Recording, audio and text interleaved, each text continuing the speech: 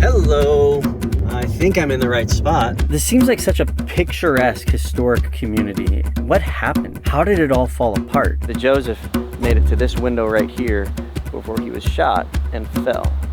Hello, Saints. For those of you who don't know who I am, my name is Jeff.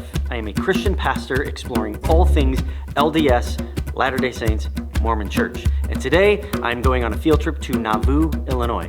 If you don't know what that is, you're gonna wanna keep watching. So like, subscribe, let's go.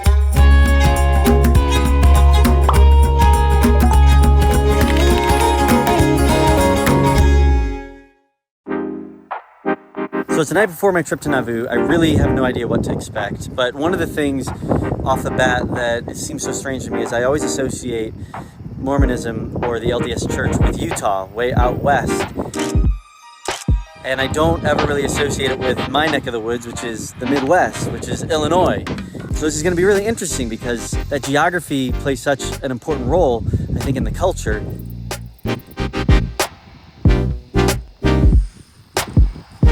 Okay, got up a little earlier than normal because I thought Nauvoo is like 2.5, 3 hours, but it ends up it's like 3.5 hours. So, right, I'm gonna pull some stuff together, get out of here. I really don't know what to expect. I know that there's a temple up there and I know there's a visitor center. That's all I got right now. So this really is going to be kind of flying by the seat of my pants. So let's see how it goes.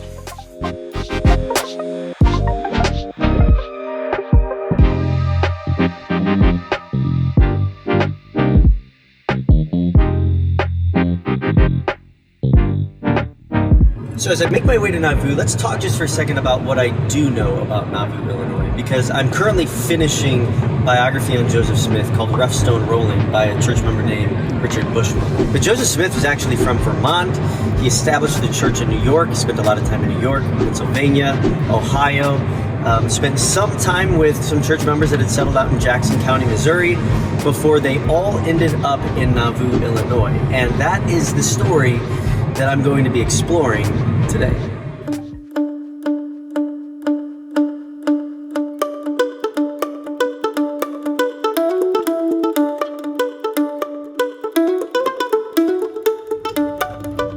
Stuck in traffic behind the giant tractor. Come on, man. This is not Utah. Move. Illinois.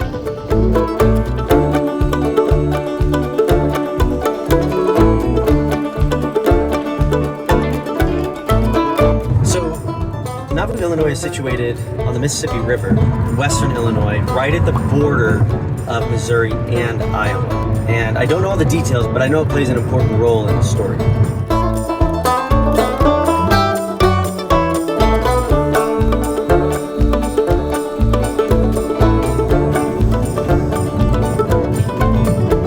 Hello.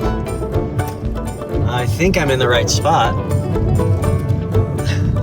based on the temple and the water tower.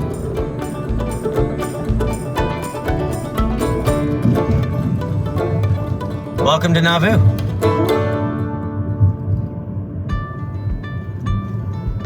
All right, first thing I need to do is I need to find the visitor center and figure out where I need to go and what I need to see. So let's do it.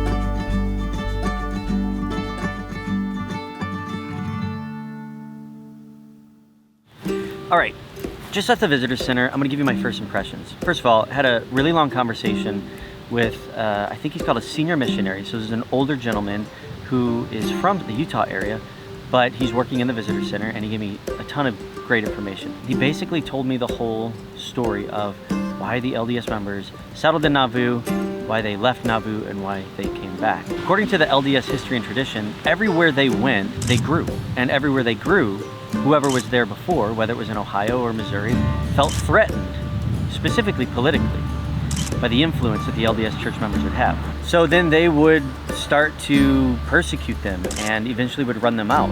And that's what happened in Nauvoo. That Joseph Smith, who had a bad reputation in Ohio and also in Missouri, and was even accused of trying to assassinate the governor of Missouri. Nauvoo was one of the last places where he tried to assemble all of the church members to settle where they can worship freely. Initially, things weren't going very well when they settled here because it was all marshland, because it's on the banks of the Mississippi. But he left, went to Washington, D.C. to try to get some protection from some of the politicians out there. When he got back, it was doing pretty well. So he was in and out of Nauvoo. He was hiding in Nauvoo, avoiding extradition to Missouri. But eventually, things caught up with him. I want to check this place out. Let's go see the temple.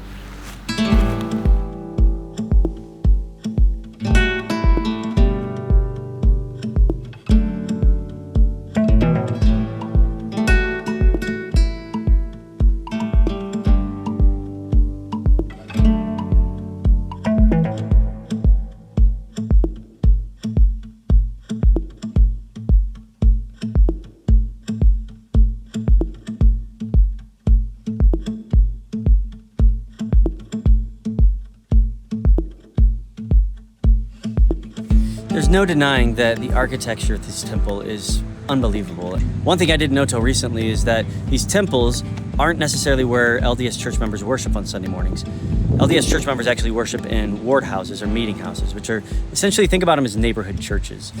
So what do they do in the temple? Well, this is where they carry out specific religious ordinances, similar to the Old Testament, where various religious rituals were carried out. That was something that Joseph Smith was very clear about. And some of the things they do is what is called proxy baptisms, where you can be baptized for a family member who is already deceased.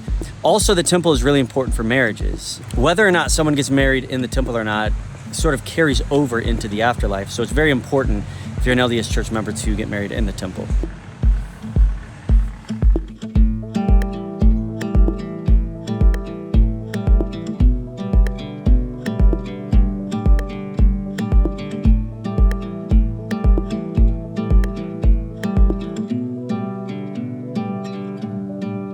If you watched my first vlog on the channel, you'll remember that I made reference to seeing LDS meeting houses all over Utah, thinking they were churches, not realizing that these are technically LDS churches. One of the ways that you can tell the difference between an LDS meeting house and a regular church is just look right up here on the steeple. Notice that there's not a cross up there. I'm still exploring all the reasons as to why that's the case. Also, you can obviously tell it's an LDS meeting house by the sign that's on the front of the building, which makes it more obvious.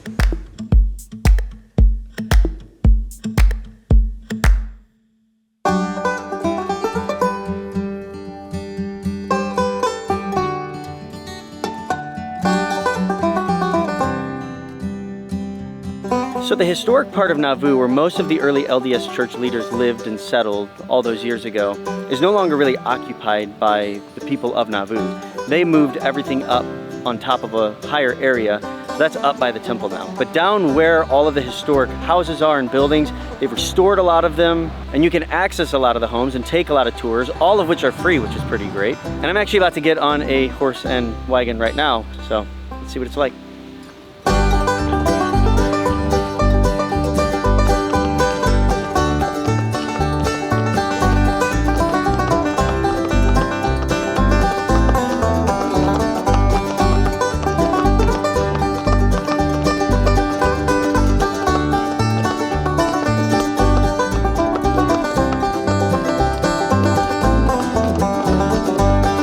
This is Main Street in Old Nauvoo. It's one of the most important streets because 150 years ago, this would have been an incredibly busy place.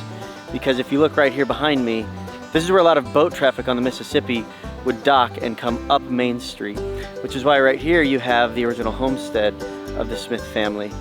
And if you look back here behind me, that's actually where Joseph and Emma Smith lived at the time that he was killed. The population of Nauvoo around that time was about 10,000 people. It was one of the largest cities in Illinois and actually rivaled the size of Chicago at the time. So this place was pretty hopping.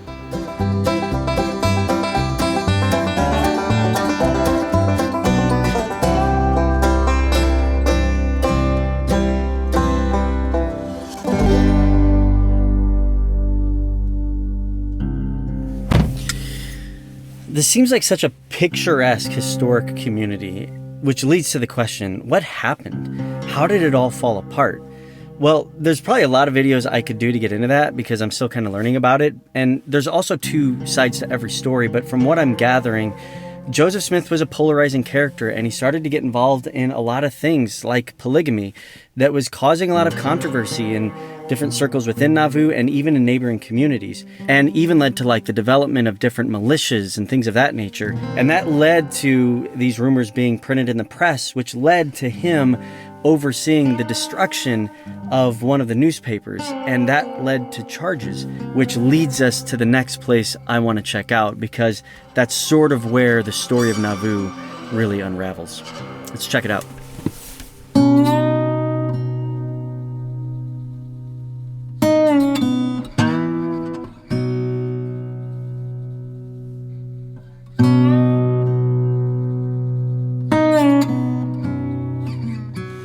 So a lot of people may not know that Joseph Smith never made it out to Utah. This is a surprise to people from the Christian background. If you're an LDS church member, you know full well that he was charged with treason.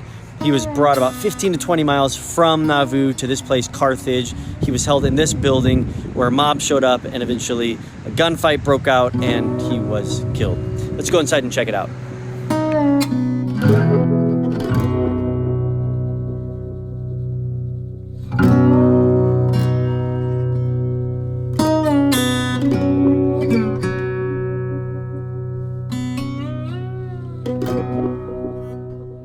So this is the spot right here at that door where the mob was coming through and was attempting to attack all of the men that were with Joseph Smith. They even have an indication as to where bullets came through and killed Hiram, Joseph's brother.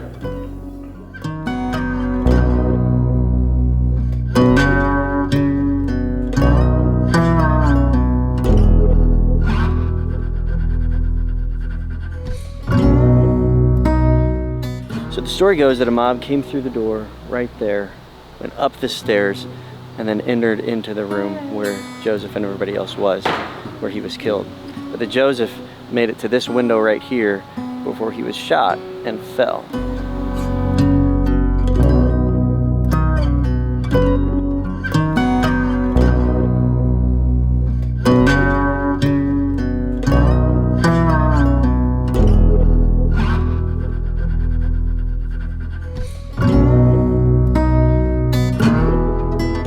And this is where everything ended up. I'm back at the homestead, back in Nauvoo, and here you have the graves of Hiram and Joseph and Emma.